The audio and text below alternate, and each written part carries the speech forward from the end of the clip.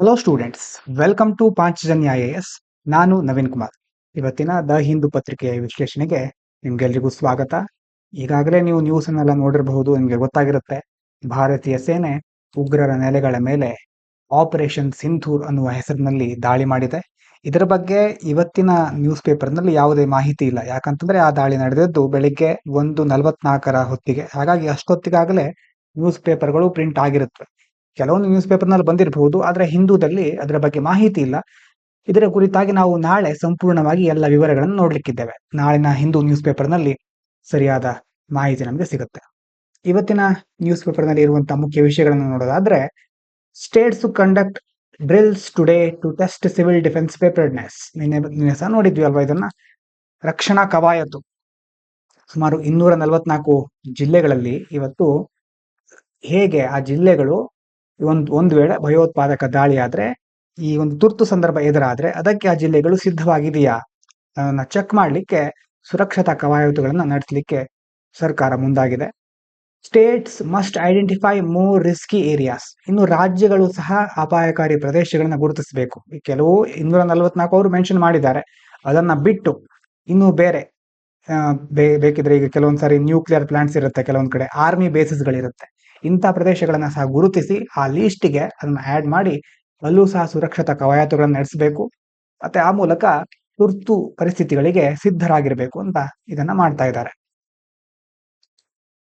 ಎರಡನೆಯ ಮುಖ್ಯವಾದ ವಿಷಯ, ಇಂಡಿಯಾ UK ಡೀಲ್. ಯಾವುದ್ರ ಬಗ್ಗೆ? FTA ಅಂತ ಕರಿತೇವೆ, ಫ್ರೀ ಟ್ರೇಡ್ ಅಗ್ರಿಮೆಂಟ್, ಮುಕ್ತ ವ್ಯಾಪಾರ ಒಪ್ಪಂದ. India UK conclude land mark trade deal. ತುಂಬಾ ವರ್ಷಗಳಿಂದ ಇದರ ಬಗ್ಗೆ ಮಾತುಕತೆಗಳು ನಡೀತಾನೆ ಇತ್ತು. ಈಗ ಕೊನೆಯ ಹಂತಕ್ಕೆ ಬಂದು ತಲುಪಿದೆ. ಭಾರತ ಮತ್ತೆ ಯುನೈಟೆಡ್ ಕಿಂಗ್ಡಮ್ ಏನ್ ಮಾಡಿದೆ, ಒಂದು ಫ್ರೀ ಟ್ರೇಡ್ ಅಗ್ರಿಮೆಂಟ್ಗೆ ಸಹಿ ಹಾಕಿವೆ ಎರಡು ದೇಶ. ಏನಿದ್ರಿಂದ ಉಪಯೋಗ ಎರಡು ದೇಶಗಳಿಗೆ ಅಂತ ಕೇಳಿದ್ರೆ, ಫ್ರೀ ಟ್ರೇಡ್ ಅಗ್ರಿಮೆಂಟ್ ಅಂತಂದ್ರೆ ಈಗ ಎರಡು ದೇಶಗಳು ವ್ಯಾಪಾರವನ್ನು ನಡೆಸ್ತಾ ಇರುತ್ತವೆ. ಇದು UK, ಈ ಕಡೆ ಇಂಡಿಯಾ. ಎರಡು ದೇಶಗಳಿಗೂ ರಫ್ತು ಹೋಗ್ತಾ ಇರುತ್ತೆ, ಮತ್ತೆ ಆಮದು ಆಗ್ತಾ ಇರುತ್ತೆ. UK ಆಮದು ಮಾಡ್ಕೊಳ್ತಾ ಇರುತ್ತೆ, ಭಾರತದಿಂದ ಕೆಲವು ವಸ್ತುಗಳಲ್ಲಿ ಹೋಗ್ತಾ ಇರುತ್ತೆ. ವಾಣಿಜ್ಯ ವ್ಯವಹಾರಗಳು ನಡೀತಾ ಇರೋದು ನಿಮ್ಗೆ ಗೊತ್ತಿರುತ್ತೆ. ಇನ್ನು ಈ ಡೀಲ್ ನಿಂದಾಗಿ, ಈ ಒಂದು ಒಪ್ಪಂದದಿಂದಾಗಿ ಆ ಒಂದು ಆಮದುಗಳ ಮೇಲೆ ಸುಂಕಗಳು ಕಡಿಮೆ ಆಗುತ್ತೆ, ಹೆಚ್ಚು ವ್ಯಾಪಾರಗಳು ನಡೀಲಿಕ್ಕೆ ಸಾಧ್ಯ ಆಗುತ್ತೆ. ನೋಡಿ, ಬ್ರೇಕಿಂಗ್ ಬ್ಯಾರಿಯರ್ಸ್. ಮುಖ್ಯವಾಗಿ ಈ ಡೀಲ್ ಏನ್ ಮಾಡುತ್ತೆ ಅಂತಂದ್ರೆ, expected to double bilateral trade by 2030. ಈಗ ನಾವು 2025 ಇದ್ದೇವೆ. ಈ ಒಂದು ಒಪ್ಪಂದದಿಂದಾಗಿ ಈಗ ಯಾವ ಮೌಲ್ಯದ ವ್ಯಾಪಾರವನ್ನು ನಾವು ನಡೆಸ್ತಾ ಇದ್ದೇವೋ, ಇನ್ನು ಕೆಲವೇ 5 ವರ್ಷಗಳಲ್ಲಿ ಈ ವ್ಯಾಪಾರದ ಮೌಲ್ಯ ಡಬಲ್ ಆಗುತ್ತೆ. ಅಂದ್ರೆ ಅಷ್ಟು ಹೆಚ್ಚಿನ ಮಟ್ಟದಲ್ಲಿ ನಾವು ಈ ದೇಶ ಜೊತೆ, UK ಜೊತೆ ಹೆಚ್ಚು ವ್ಯಾಪಾರವನ್ನು ನಡೆಸ್ತೇವೆ. ಇದಾದ ನಂತರ 99% of Indian exports benefits from zero duty in UK market. ಈಗ UK ಕೆಲವೊಂದು ವಸ್ತುಗಳನ್ನ, ಹಲವಾರು ವಸ್ತುಗಳನ್ನ, ಸರಕು ಸೇವೆಗಳನ್ನ ಭಾರತದಿಂದ ತರಿಸ್ಕೊಳ್ತಾ ಇರುತ್ತೆ. ಹಾಗಾಗಿ ಅದ್ರ ಮೇಲೆ ಯಾವುದೇ ಡ್ಯೂಟಿ ಇರೋದಿಲ್ಲ, ಅಂತಂದ್ರೆ ಟ್ಯಾಕ್ಸ್ಗಳು, ಸುಂಕಗಳು ಇರೋದಿಲ್ಲ. Britain to benefit from reduction and tariffs on whisky, gin and automotive imports. ಮುಖ್ಯವಾಗಿ ಬ್ರಿಟನ್ ಇಂದ ನಾವು ತರಿಸ್ಕೊಳ್ತೀವಲ್ವಾ, ಇಲ್ಲಿ ಕೆಲವೊಂದು ವಿಸ್ಕಿಗಳನ್ನು ತರಿಸ್ಕೊಳ್ತಾರೆ, ಅದೇ ರೀತಿ ಜಿನ್ನು, ಆಟೋಮೇಟಿವ್, ಹೀಗೆ ಹಲವಾರು ಸಲಕರಣೆಗಳನ್ನ, ವಸ್ತುಗಳನ್ನ, ಸೇವೆಗಳನ್ನ ನಾವು ಅಲ್ಲಿಂದ ತರಿಸ್ಕೊಳ್ತೇವೆ. ಅದ್ರ ಮೇಲೂ ಸಹ ಟ್ಯಾರಿಫ್ಗಳು, ಸುಂಕಗಳು ಕಡಿಮೆ ಆಗುತ್ತೆ, ಅವರಿಗೆ ಆ ಹೊರೆ ತಪ್ಪುತ್ತೆ. ಅದಾದ್ಮೇಲೆ ಕಾಸ್ಮೆಟಿಕ್ಸ್, ಏರೋಸ್ಪೇಸಸ್, ಈಗ ಹಲವಾರು ವಸ್ತುಗಳ ಮೇಲೆ ಟ್ಯಾಕ್ಸ್ ಕಡಿಮೆ ಆಗುತ್ತೆ. ಮುಖ್ಯವಾಗಿ ನಾವು ನೆನಪಿಟ್ಕೊಳ್ಬೇಕಾಗಿರೋದು, ಫ್ರೀ ಟ್ರೇಡ್ ಅಗ್ರಿಮೆಂಟ್ ಇಂದ ಟ್ಯಾಕ್ಸ್ ಕಡಿಮೆ ಆಗುತ್ತೆ, ಸುಂಕಗಳು, ಟ್ಯಾರಿಫ್ಗಳು ಕಡಿಮೆ ಆಗುತ್ತೆ, ಎರಡು ದೇಶಗಳ ವ್ಯಾಪಾರ ಇನ್ನಷ್ಟು ಸುಗಮವಾದ ಹಾದಿಯಲ್ಲಿ ಸಾಗುತ್ತೆ. ಇದರ ಬಗ್ಗೆ ಖಂಡಿತವಾಗಲೂ ನಾಳೆ ಅಥವಾ ಮುಂದಿನ ದಿನಗಳಲ್ಲಿ ಹಿಂದೂದಲ್ಲಿ ಎಡಿಟೋರಿಯಲ್ ಬಂದೇ ಬರುತ್ತೆ. ಆವಾಗ ಇದರಿಂದ ಉಪಯೋಗಗಳು ಏನೇನು, ಮತ್ತೆ ದುರುಪಯೋಗ ಹೇಗಾಗಬಹುದು, ಮತ್ತೆ ಯಾವ ಅಪಾಯಗಳಿದೆ ಅನ್ನೋದನ್ನೆಲ್ಲರೂ ಡಿಸ್ಕಸ್ ಮಾಡೇ ಮಾಡ್ತಾರೆ. ಆವಾಗ ನೋಡ್ಲಿಕ್ಕಿದ್ದೇವೆ. India and the UK have signed free trade agreement. 99% of Indian export to the UK will not have to pay any tax. ಭಾರತದಿಂದ UKಗೆ ನಾವು ರಫ್ತು ಮಾಡ್ತಾ ಇರ್ತಕ್ಕಂಥ 99% ವಸ್ತುಗಳಿಗೆ ಯಾವುದೇ ತೆರಿಗೆಯನ್ನ ಪಾವತಿಸಬೇಕಾಗಿರೋದಿಲ್ಲ. Both countries will reduce import taxes. Import ಮಾಡ್ಕೊಳ್ಬೇಕಾದ್ರೆ ಕೆಲವೊಂದು ಟ್ಯಾಕ್ಸ್ ಅನ್ನ ಹಾಕ್ತಿದ್ವಿ, ಸುಮಾರು ಅದನ್ನ ಸಹ ಎರಡು ದೇಶಗಳು ಈಗ ಬಂದು ಕಡಿಮೆ ಮಾಡುತ್ತೆ. ರೆಡ್ಯೂಸ್ ಆರ್ ರಿಮೂವ್, ಒಂದೋ ರೆಡ್ಯೂಸ್ ಮಾಡುತ್ತೆ, ಕಡಿಮೆ ಮಾಡೋದು ತುಂಬಾ, ಅಥವಾ ತೆಗೆದೇ ಹಾಕೋದು, ಯಾವುದೇ ಇಂಪೋರ್ಟ್ ಟ್ಯಾಕ್ಸ್ ಇರೋದಿಲ್ಲ. ಹಾಗಾಗಿ most of them becoming zero tax within 10 years. 10 ವರ್ಷಗಳಲ್ಲಿ ಎಷ್ಟೋ ವಸ್ತುಗಳ ಮೇಲೆ ಝೀರೋ ಟ್ಯಾಕ್ಸ್, ಯಾವುದೇ ಟ್ಯಾಕ್ಸ್ ಇರೋದಿಲ್ಲ. ಆ ಒಂದು ಕ್ರಮಗಳಿಗೆ ಇದು ಕಾರಣ ಆಗುತ್ತೆ. ಅದಾದ ನಂತರ ಮುಂದೆ, India 3 spots to 130 among 193 nations in HDI but inequality persists. Human development index ಇದು 2023ಗೆ ಸಂಬಂಧಪಟ್ಟ ಹಾಗೆ ಈ ವರ್ಷದ ಹ್ಯೂಮನ್ ಡೆವಲಪ್ಮೆಂಟ್ ಇಂಡೆಕ್ಸ್ ಬಿಡುಗಡೆ ಆಗಿದೆ. ಏನ್ ಹೇಳ್ತಾ ಇದ್ದಾರೆ ಅಂತಂದ್ರೆ, ಭಾರತ ಮೊದಲು 133ನೇ ಸ್ಥಾನದಲ್ಲಿತ್ತು. ಒಟ್ಟು 193 ದೇಶಗಳನ್ನ ಕನ್ಸಿಡರ್ ಮಾಡಿದ್ದಾರೆ. ಅದರಲ್ಲಿ ಭಾರತ 133ನೇ ಸ್ಥಾನದಲ್ಲಿತ್ತು. ಈಗ ಇದು 130ನೇ ಸ್ಥಾನಕ್ಕೆ 3 ಸ್ಥಾನಗಳ ಒಂದು ಉನ್ನತಿಯನ್ನ ಪಡ್ಕೊಂಡಿದೆ. ರ್ಯಾಂಕಿಂಗ್ ಅಂತಂದ್ರೆ ಕಡಿಮೆ ರ್ಯಾಂಕಿಂಗ್ ಇದ್ರೆ ಒಳ್ಳೆ ಸ್ಥಾನ ಅಂತ ಹಾಗೆ. ಹಾಗಾಗಿ 133 ಇದ್ದದ್ದು ನಾವು 130ನೇ ಸ್ಥಾನಕ್ಕೆ ಬಂದಿದ್ದೇವೆ. ಅಂದ್ರೆ ಹೆಲ್ತ್, ಎಜುಕೇಶನ್, ಇನ್ಕಮ್ ಲೆವೆಲ್ ಅಲ್ಲಿ ಸ್ವಲ್ಪ ಸುಧಾರಣೆ ಆಗಿದೆ ಅಂತ ಇದರ ಅರ್ಥ. But inequality still a big problem. ಆದ್ರೆ ಅಸಮಾನತೆ, ಅದರಲ್ಲೂ especially in income and gender, ಒಂದು ಆದಾಯದ ಅಸಮಾನತೆ, ಮತ್ತೊಂದು ಲಿಂಗ ಅಸಮಾನತೆ, ಇದು ಬಹಳ ದೊಡ್ಡ ಮಟ್ಟದಲ್ಲಿದೆ ನಮ್ಮ ದೇಶದಲ್ಲಿ. ಹೀಗಾಗಿ ಸುಮಾರು 30% ಅಫೆಕ್ಟ್ ಆಗಿದೆ. ಒಂದ್ ವೇಳೆ ಈ ಅಸಮಾನತೆಯನ್ನ ನಾವು ಹೋಗಲಾಡಿಸ್ಕೊಂಡಿದ್ರೆ ಅಥವಾ ಸ್ವಲ್ಪ ಮಟ್ಟಿಗೆ ಕಡಿಮೆ ಮಾಡಿದ್ರೆ ನಮ್ಮ ರ್ಯಾಂಕ್ ಇನ್ನೂ ಚೆನ್ನಾಗಿರ್ತಾ ಇತ್ತು. ಹಾಗಾಗಿ ಅಷ್ಟು ನಮ್ಮ ರ್ಯಾಂಕ್ ಅನ್ನ ಸರಿಯಾಗಿ ನೆನಪಿಟ್ಕೊಳ್ಳಿ. ಮುಂದೆ ಎಥಿಕ್ಸ್, ಎಸ್ಸೆ ಹಲವಾರು ಕಡೆ ಇದನ್ನು ಮೆನ್ಷನ್ ಮಾಡಬಹುದು. ನೋಡಿ, ಯಾರು ಇದನ್ನ ರಿಲೀಸ್ ಮಾಡ್ತಾರೆ ಅನ್ನೋದು ಸಹ ಇಂಪಾರ್ಟೆಂಟ್. ಟ್ಯೂಸ್ಡೇ ರಿಲೀಸ್ ಮಾಡಿದ್ದಾರೆ. ರಿಲೀಸ್ ಮಾಡೋದು ಯುನೈಟೆಡ್ ನೇಷನ್ಸ್ ಡೆವಲಪ್ಮೆಂಟ್ ಪ್ರೋಗ್ರಾಮ್. ಇದಕ್ಕೆ UNDP ಅಂತ ಶಾರ್ಟ್ ಆಗಿ ಕರಿತೇವೆ. ಅದನ್ನು ಸಹ ನೆನ್ಪಿಟ್ಕೊಳ್ಳಿ. ರಿಲೀಸ್ ಮಾಡೋದು UNDP, United Nations Development Programme. ಇಲ್ಲಿ ನೋಡಿ, ನೆಕ್ಸ್ಟ್ ಒಂದು ಎಡಿಟೋರಿಯಲ್ ಇತ್ತು. ಅವರು ಪಾಪ ನಿನ್ನೆ ಹಾಕಿದ್ರು, ಆದ್ರೆ ಈಗ ನಾಳೆ ಈ ಎಡಿಟೋರಿಯಲ್ ನ ಒಂದು ಸ್ಟೇಟಸ್ ಬೇರೆ ಆಗಿರುತ್ತೆ. ಪರ್ಸುವೇಷನ್ ಸ್ಟ್ರಾಟಜಿ ಏನ್ ಹೇಳ್ತಾ ಇದ್ದಾರೆ ಅಂತಂದ್ರೆ, Pakistan must hand over designated terrorist to India. ಇವ್ರು ಹೇಳೋ ಪ್ರಕಾರ ಪಾಕಿಸ್ತಾನ ಎಲ್ಲ ಟೆರರಿಸ್ಟ್ ಗಳನ್ನ ಹ್ಯಾಂಡ್ ಓವರ್ ಮಾಡಬೇಕು ಅಂತ ನಿನ್ನೆ ಕೇಳ್ತಾ ಇದ್ರು. ಆದ್ರೆ ನಾಳೆ ಹೇಗಿರುತ್ತೆ, ಆಲ್ರೆಡಿ ಭಾರತ ಅಟ್ಯಾಕ್ ಮಾಡಿದೆ. ಏನೇನು ವಿಷಯಗಳನ್ನ ನಾವು ಚೆನ್ನಾಗಿ ನಾಳೆ ನೋಡ್ತೇವೆ. ಈ ಆರ್ಟಿಕಲ್ ಅನ್ನ ಅಷ್ಟೇನು ನಾವು ನೋಡ್ಬೇಕಾಗಿಲ್ಲ, ಯಾಕಂದ್ರೆ ಇದ್ರ ಬಗ್ಗೆ ತುಂಬಾ ಡಿಸ್ಕಸ್ ಮಾಡ್ತಾನೆ ಇದ್ದೇವೆ. ಟೆರರಿಸಂ ಬಗ್ಗೆ. ಹೆಲ್ ಆನ್ ಅರ್ತ್, ಇದರಲ್ಲಿ ಏನ್ ಹೇಳ್ತಿದ್ದಾರೆ ಅಂತಂದ್ರೆ, ಇಸ್ರೇಲ್ ಗಾಜಾದ ಬಗ್ಗೆ ಕೆಲವೊಂದು ಪಾಯಿಂಟ್ ಗಳನ್ನ ಕಟ್ಟಿದ್ದಾರೆ. Gaza is facing a big human crisis. ಅಲ್ಲೊಂದು ದೊಡ್ಡ ಮಾನವ ಬಿಕ್ಕಟ್ಟು ಎದುರಾಗ್ತಾ ಇದೆ. ನೋಡಿ, over 52,000 Palestinians have died in Gaza in the last 19 months. ಕಳೆದ 19 ತಿಂಗಳಲ್ಲಿ ಸುಮಾರು 52,000ಕ್ಕೂ ಹೆಚ್ಚು ಜನ ಪ್ಯಾಲೆಸ್ತೀನಿಯರು ಸಾವನ್ನಪ್ಪಿದ್ದಾರೆ. ಕಾರಣ ಏನು? ಇಸ್ರೇಲ್ ಮತ್ತೆ ಗಾಜಾದ ನಡುವಿನ ಒಂದು ಯುದ್ಧ. Most of them women and children. ನೋಡಿ, ಮುಖ್ಯವಾಗಿ ಸಾವನ್ನಪ್ಪಿರೋರು ಹೆಚ್ಚಿನ ಜನ ಅದರಲ್ಲಿ ಯಾರು ಅಂತಂದ್ರೆ ಮಹಿಳೆಯರು ಮತ್ತು ಮಕ್ಕಳು. And nearly every one has been forced to leave their homes multiple times. ಹಲವಾರು ಬಾರಿ ಯುದ್ಧದ ಕಾರಣಕ್ಕೋಸ್ಕರ ಆಗಿರಬಹುದು, ಗಲಭೆ ಆಗಿರಬಹುದು, ಹೀಗೆ ಹಲವಾರು ಸಾರಿ ಅವರನ್ನ ತಮ್ಮ ಮನೆಗಳನ್ನ ಬಿಟ್ಟು ಬೇರೆ ಕಡೆ ಹೋಗ್ಲಿಕ್ಕೆ ಅವರನ್ನ ಒತ್ತಾಯಿಸ್ತಾ ಇದ್ದಾರೆ. ಒಂದ್ ಕಡೆ ನೆಲೆ ನಿಲ್ಲಿಕ್ಕೆ ಆಗ್ತಾ ಇಲ್ಲ. World must stop Israel's occupation plan. ಹಾಗಾಗಿ ಇಡೀ ಜಗತ್ತು ಈ ಯೋಜನೆಗಳನ್ನ ನಿಲ್ಲಿಸಬೇಕು. ಇಸ್ರೇಲ್ ಇನ್ನೂ ಕಠಿಣ ಕ್ರಮಗಳನ್ನ ತೆಗೆದುಕೊಳ್ಳೋದನ್ನ ನಿಲ್ಲಿಸಬೇಕು ಅಂತ ಹೇಳ್ತಾ ಇದ್ದಾರೆ. Israel wants to take control of Gaza and is using heavy attacks, but this will only make the suffering worse and destroy chances for peace. The world should act to stop this. Israel ಏನ್ ಮಾಡ್ತಾ ಇದೆ ಅಂತಂದ್ರೆ, ಗಾಜಾವನ್ನ ಸಂಪೂರ್ಣವಾಗಿ ನಿಯಂತ್ರಿಸಲಿಕ್ಕೆ ಬಯಸ್ತಾ ಇದೆ. ಅದಕ್ಕೋಸ್ಕರ ದೊಡ್ಡ ಮಟ್ಟದಲ್ಲಿ ದಾಳಿ ಮಾಡ್ತಾ ಇದೆ. ಇದರಿಂದ ದುಃಖ ಇನ್ನಷ್ಟು ಹದಗೆಡುತ್ತೆ. ಶಾಂತಿ ಅವಕಾಶಗಳು ಸಂಪೂರ್ಣವಾಗಿ ಮುಚ್ಚೋಗ್ಬಿಡುತ್ತೆ. ಜಗತ್ತು ಇದನ್ನ ತಡೆಯಲಿಕ್ಕೆ ಮುಂದಾಗಬೇಕು ಅನ್ನೋದು ಈ ಆರ್ಟಿಕಲ್ ಅಲ್ಲಿ ಹೇಳ್ತಾ ಇರೋದು. ಇದಾದ ನಂತರ ಮುಂದೆ ಎಡಿಟೋರಿಯಲ್ ಅಲ್ಲಿ the fragmentation in global fight against terror. ಎಲ್ಲಾ ದೇಶಗಳು ಏನ್ ಹೇಳುತ್ತೆ, ಭಯೋತ್ಪಾದನೆಯನ್ನು ನಾವು ಖಂಡಿಸ್ತೇವೆ, ಅದ್ರ ವಿರುದ್ಧ ಹೋರಾಡಲೇಬೇಕು, ಎಲ್ಲರೂ ಒಂದಾಗೋಣ ಅಂತೆಲ್ಲ ಹೇಳ್ತಾ ಇರುತ್ತೆ. ಆದ್ರೆ actually there is a division. ಅಂತಂದ್ರೆ ಎಲ್ಲರೂ ವಿಭಜಿತ ಹಾಕೊಂಡ್ಬಿಟ್ಟಿದ್ದಾರೆ. ಮಾತಾಡ್ಲಿಕ್ಕೇನೋ ಮಾತಾಡ್ತಾ ಇರ್ತಾರೆ, ಆದ್ರೆ ಒಗ್ಗಟ್ಟಾಗಬೇಕಾದ ಸಂದರ್ಭದಲ್ಲಿ ಯಾರು ಮುಂದೆ ಬರೋದಿಲ್ಲ. Many powerful countries no longer treat terrorism as a global problem. ಎಷ್ಟೋ ದೇಶಗಳು ಇದನ್ನ ಜಾಗತಿಕ ಸಮಸ್ಯೆ ಅಂತ ಪರಿಗಣಿಸ್ತಾ ಇಲ್ಲ. They support or ignore terrorist based on their own interest and ask India to show restraint even when attacked. ಕೆಲವೊಂದು ದೇಶಗಳು ಏನ್ ಮಾಡುತ್ತೆ ಅಂತಂದ್ರೆ, ತಮ್ಮ ಹಿತಾಸಕ್ತಿಗಳ ಆಧಾರದ ಮೇಲೆ, ಅಂತಂದ್ರೆ ತಮಗೆ ಬೇಕು ಅಂದಾಗ ಸಪೋರ್ಟ್ ಮಾಡೋದು, ಬೇಡದೇ ಇರುವಾಗ ಬಿಡೋದು, ಆ ರೀತಿ ಮಾಡ್ತಾ ಇರ್ತಾರೆ. ಮತ್ತೆ ಎಷ್ಟೋ ಸಾರಿ ಭಾರತ ಸಂಯಮ ಅಂತಂದ್ರೆ ನಾವು ಏನೂ ಮಾಡದೆ ಸುಮ್ಮನಿರ್ಬೇಕು ಅಥವಾ ಸ್ವಲ್ಪ ಶಾಂತಿಯುತವಾಗಿ ವರ್ತಿಸಿ ಅಂತೆಲ್ಲ ಕೇಳ್ಕೊಳ್ತಾ ಇರ್ತಾರೆ. ಭಾರತ ತಕ್ಷಣ ಕ್ರಮಗಳನ್ನ ಉದ್ವಿಗ್ನತೆ ಸೃಷ್ಟಿ ಮಾಡಬಾರ್ದು ಅಂತೆಲ್ಲ ಕೆಲವು ದೇಶಗಳು ಹೇಳ್ತಾ ಇರುತ್ತೆ. ಹಾಗಾಗಿ ಭಾರತ ಏನ್ ಮಾಡ್ಬೇಕು, India must be ready to act alone. ಯಾವ ದೇಶಗಳನ್ನು ನಾವು ನಂಬ್ಕೊಳ್ಳಕ್ ಹೋಗ್ಬಾರ್ದು. ನಂಬ್ಕೊಂಡ್ರು ನಮಗೆ ಅದರ ಪರಿಸ್ಥಿತಿ ಏನಾಗುತ್ತೆ ಅಂತ ಗೊತ್ತಾಗೋದಿಲ್ಲ. ಹಾಗಾಗಿ ಏಕಾಂಗಿಯಾಗಿ ನಾವು ಕಾರ್ಯನಿರ್ವಹಿಸಲಿಕ್ಕೆ ಸಿದ್ಧವಾಗಿರಬೇಕು. Since the global fight against terror is weak and biased. ಕೆಲವೊಂದು ದೇಶಗಳು ಹೇಳಿದ್ವು ಅಲ್ವಾ, ನಾವು ಬೇಕಿದ್ರೆ ಮಧ್ಯದಲ್ಲಿ ಬಂದು ಎರಡು ದೇಶಗಳ ನಡುವೆ ಶಾಂತಿನ ಸ್ಥಾಪಿಸಲಿಕ್ಕೆ ಪ್ರಯತ್ನ ಮಾಡ್ತೇವೆ ಅಂತೆಲ್ಲ ಕೆಲವು ದೇಶಗಳು ಹೇಳಿಕೆನ ಕೊಟ್ಟಿದ್ದು. ಆಗ ಭಾರತ ವಾಪಸ್ ರಿಪ್ಲೈ ಮಾಡುತ್ತೆ, ನಮ್ದನ್ನು ನಾವು ನೋಡ್ಕೊಳ್ತೇವೆ, ಬೇರೆ ಯಾವ ಮೂರನೇ ದೇಶ ಬಂದು ನಮಗೆ ಸಹಾಯ ಮಾಡೋ ಅವಶ್ಯಕತೆ ಇಲ್ಲ ಅಂತ ಅವಾಗ ಭಾರತ ಹೇಳಿದೆ. India needs to take strong steps on its own both diplomatically and through partnerships to stop terrorism. ಹಾಗಾಗಿ ಭಯೋತ್ಪಾದನೆ ತಡೆಗಟ್ಟಲಿಕ್ಕೆ ಭಾರತ ಒಂದು ರಾಜತಾಂತ್ರಿಕವಾಗಿ ಎಲ್ಲ ದೇಶಗಳ ಜೊತೆ ಒಳ್ಳೆ ಸಂಬಂಧವನ್ನು ಇಟ್ಕೋಬೇಕು, ತನ್ನ ಮಿತ್ರ ರಾಷ್ಟ್ರಗಳ ಸಂಖ್ಯೆಯನ್ನು ಹೆಚ್ಚಿಸ್ಕೊಳ್ಬೇಕು. ಅದೇ ರೀತಿ ಪಾಲುದಾರಿಕೆಗಳು ಅಥವಾ ಒಂದು ಮಿಲಿಟರಿ ಸಂಬಂಧಪಟ್ಟಾಗಿರಬಹುದು, ಸೆಕ್ಯೂರಿಟಿ ಮತ್ತೆ ಡಿಫೆನ್ಸ್, ಈ ಎಲ್ಲ ಒಂದು ಕ್ಷೇತ್ರದಲ್ಲಿ, ಮತ್ತೆ ಅದೇ ರೀತಿ ನಮ್ಮ ವಾಣಿಜ್ಯ ವ್ಯವಹಾರಗಳ ರೀತಿ ಹಲವಾರು ವಿಧಾನಗಳ ಮೂಲಕ ದೇಶಗಳ ಜೊತೆ ನಮ್ಮ ಪಾರ್ಟ್ನರ್ಶಿಪ್ ಅನ್ನು ಜಾಸ್ತಿ ಮಾಡ್ಕೊಳ್ಬೇಕು. ಈ ಮೂಲಕ ನಾವು ಟೆರರಿಸಂ ನ ತಡೆಗಟ್ಟಬಹುದು. ಮುಂದಿನ editorial, reading the maple leaves after the Canadian result.